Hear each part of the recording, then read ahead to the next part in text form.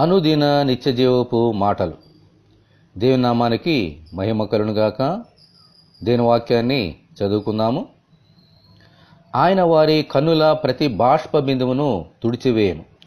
మరణము ఇక ఉండదు, దుఃఖమైనను, ఏడ్పైనను, వేదనైనను ఇక ఉండదు. మొదటి సంగతులు గతించిపోయినని సింహాసనంలో నుండి వచ్చిన గొప్ప స్వరము చెప్పుట వింటిని. ప్రకటన గ్రంథము 21వ అధ్యాయము 4వ వచనం. ఈ లోకములో శ్రమలు, వేదనలు ఉన్నాయి, దుఃఖములు ఉన్నాయి, ఏడుపులు ఉన్నాయి, ఇంకా మరణము కూడా ఉంది. ఇవేమీ లేని మరొక లోకము ఉన్నది, అదే పరలోక రాజ్యం. దేవునికి స్తోత్రము కలుగునుగాక. ఆమేన్. ఈ లోకము మరియు పంచభూతములు మహావేండ్రముతో లయమైపోయే దినము ఒకటి త్వరలో రాబోతున్నది. అటు తరువాత పరలోక రాజ్యము కూడా రాబోయే దినము ఒకటి దేవుడు ఏర్పాటు చేసి ఉన్నారు. ఆమేన్, హల్లెలూయా.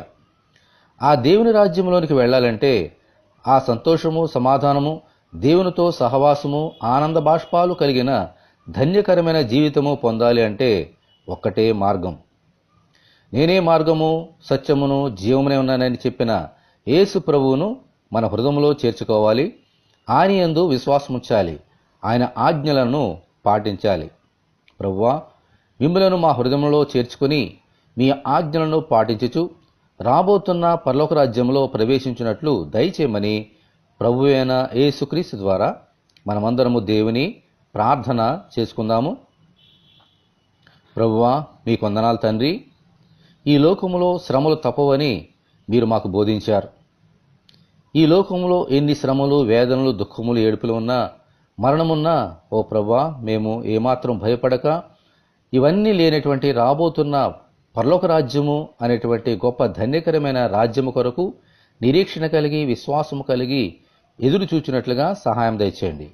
రాబోతున్న ఆ పరలోక రాజ్యములో మేము పయనించినట్లుగా, చేరుకున్నట్లుగా ఈ లోకంలో మీరు ఏర్పాటు చేసిన నేనే మార్గము, సత్యము, జీవమై ఉన్న మార్గములో పయనించినట్లుగా మీ ఆజ్ఞానుసారంగా జీవించుచు విశ్వాసమునకు కర్తయు దానిని కొనసాగించే వారువైన మీవైపే చూచుచు ముందుకు వెళ్ళినట్లుగా, గమ్యానికి చేరినట్లుగా సహాయం తెచ్చమని, ఈ వాక్యము వింటున్న బిడ్డలను దీవించమని యేసు అతి పరిశుద్ధమైన నామములో ప్రార్థన చేయుచున్నాము తండ్రి. ఆమేన్. దేవుని ఆత్మ మనకందరికీ తోడేనుగాక. ఆమేన్. పరిశుద్ధ దేవుని మందిరం.